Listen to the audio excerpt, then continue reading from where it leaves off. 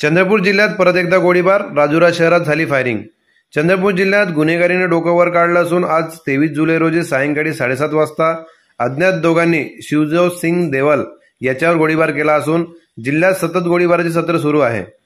चंद्रपूर बल्लारपूर नंतर आता राजुरा शहरात गोळीबार झाल्याने दहशतीचे वातावरण निर्माण झालेले आहे।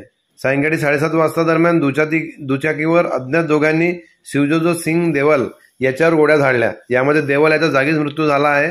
पोलीस आरोपीचा शोध घेत आहे। खबर मार्शी न्यूज करिता राजुरा चंद्रपूर।